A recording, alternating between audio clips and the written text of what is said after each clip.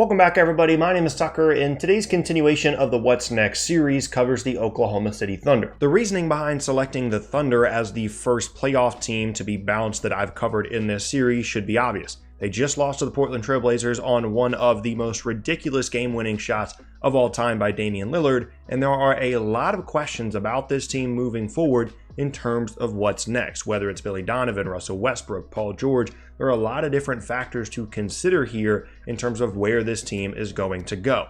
After being eliminated from the first round of the playoffs in back-to-back seasons, things are very up in the air for this team.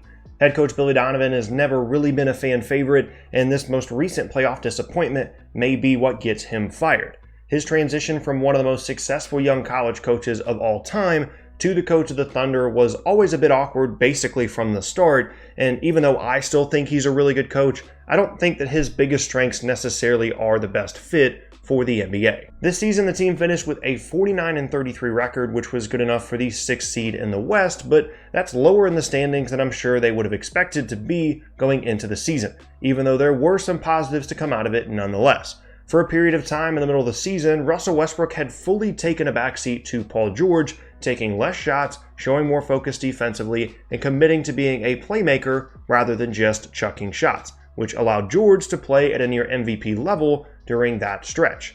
Nagging shoulder injuries derailed George's play later in the season, however, and Westbrook slowly went back to his shot-chucking ways, which ultimately came back to haunt them in their 5-game loss in the first round to the Portland Trail Blazers. Russ was thoroughly outplayed by Damian Lillard in that series and had his worst shooting performance in a playoff series ever. And now their season is over. And that is really where the problems for this Thunder team begin and end moving forward.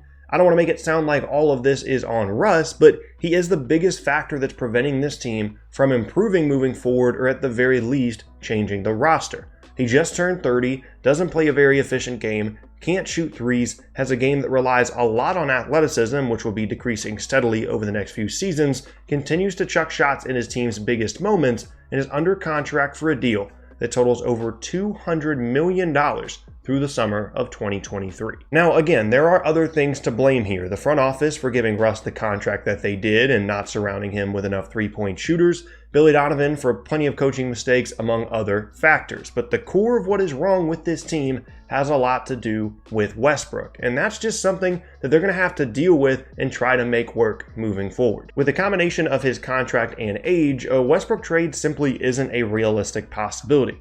No team is taking that contract off their hands in exchange for anything close to what the Thunder would want in return, even if they even considered trading him. So the best they can do moving forward is to try and build an ideal team around him and Paul George. The way I see it, the Thunder have a good backup playmaker in Dennis Schroeder, a two-way wing with Paul George, and an above-average five-man in Steven Adams. So the biggest thing they need is shooting. They place near the bottom in the three-point shooting categories the past few seasons, and it's strange that they haven't made that improvement more of a priority given Westbrook's strengths and flaws. In the draft, with the Thunder's 21st overall pick, a player to target that would help them in this area is UNC's Cameron Johnson.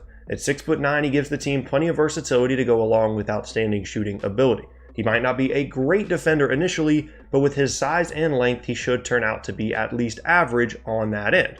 If he develops properly, that would give the Thunder a legit option at the 3 or 4 spot, alongside Paul George and Jeremy Grant in the front court, and the spacing he provides would open up a ton of driving lanes for Westbrook and Schroeder. On the other hand, if the Thunder wanted to be more aggressive with their draft strategy, they could target another high-level shooter with more offensive upside and playmaking potential than Johnson, Tyler Hero from Kentucky.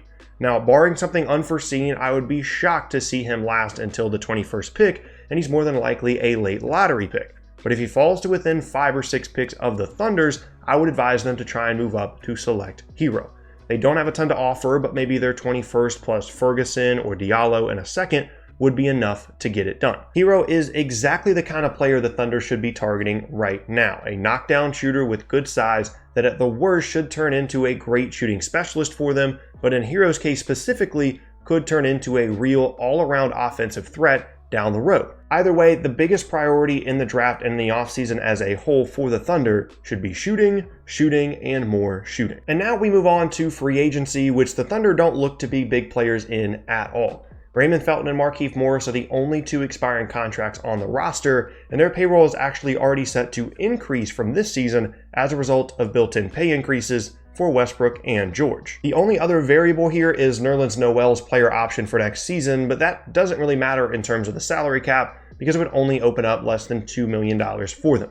As it stands now, the Thunder are projected for $146 million in payroll next season, well over the salary cap and luxury tax. So every dollar they spend from here on out will be an even bigger expense than just $1. Unfortunately for the team, as has been the theme of this video so far, there isn't a ton of flexibility here to try and do anything about their payroll or roster situation. The top 5 payrolls on the roster are all either players that the team wouldn't move, like Paul George and Steven Adams, or contracts that they can't move, such as Westbrook, Schroeder, and Andre Roberson.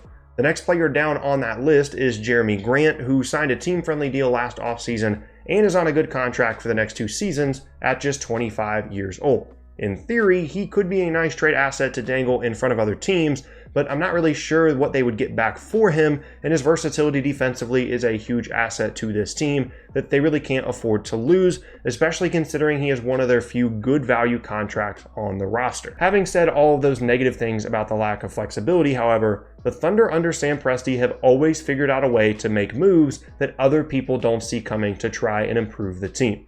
It started with the Paul George trade, then the Carmelo Anthony trade, then flipping Melo for Dennis Schroeder, then re-signing Grant to a good deal and landing Nerlens Noel with a 2-year minimum contract last offseason, so you kind of have to assume at this point that they still have something up their sleeve. Beyond signing players to minimum deals, the only real tool the Thunder have to use here is the taxpayer mid-level exception worth about $5 million a year. Going with the theme of finding more shooting, some players that they could target here would be Rodney Hood, Mike Scott, Seth Curry, Jonas Jerebko, and Austin Rivers. The problem for me is it's incredibly difficult to project the worth of each of these players on the open market so far away from free agency. On top of that, every offseason is different, so just because similar players went for $5 million a year or less last year doesn't mean that'll be the case this summer. Teams have a lot more money to spend this summer than they did last time around, which will inevitably increase the value of the contracts signed by players on the open market. For example, if Jeremy Grant was a free agent this offseason instead of last year, I can promise you that he would have signed for more than $8 to $9 million a year. But even with that said, the team still needs to have a list together of players that they should target with the taxpayer MLE, and the guys I mentioned before would all fit what they need on their roster at the moment. Looking ahead to next season for the Thunder, things are pretty much exactly the same as they were last year. The team and front office can make all the moves they want to improve on the margins of the roster, but the only real way this team will progress is if Russell Westbrook makes major adjustments to his shot selection and decision making, and the team surrounds him and Paul George with the kind of shooters that will allow them to keep pace with the better offenses across the league. Just continuing to do what they have the last 2 seasons, prioritizing defense over shooting and hoping George and Westbrook can will their offense to wins, simply isn't a sustainable strategy and is a flat-out doomed one come playoff time. But it isn't all bad news for Thunder fans, even if it seems like it right now after yet another playoff disappointment. Perhaps a coaching and playstyle change will unlock a new version of this team, more specifically Westbrook, that is more conducive to postseason success. And as I said earlier, the front office has earned a reputation for making things happen that they really shouldn't be able to, and that level of creativity and drive to always try and improve the team should provide a good amount of hope to fans of the team. And if all of that comes together, if they hire a new coach and Westbrook changes his ways and they get more shooters on the team and players like George and Adams and Grant continue to improve, things could look very different for this team next year within the Western Conference. Remember, things at the top of the West could be shifting dramatically within the next few months, and if you're asking me specifically about the Kevin Durant situation, I'm very confident that he is leaving Golden State this summer. Now, that isn't to say that the Warriors or Rockets or Nuggets are going to fall apart to make way for the Thunder within the next year or anything, but they aren't necessarily too far from being legit contenders in the conference with a few tweaks and adjustments. But the scary part of this situation for Thunder fans is that even as good as those possibilities I just mentioned sound, it's more likely that they're right back here this time next year, a roster without much hope of change, watching the rest of the playoffs unfold as their team is at home after another first-round exit. And that is going to be the end of today's video, and I thank you all very much for watching. Once again, my name is Tucker. If you missed any of my previous videos, then be sure to check out the boxes on screen.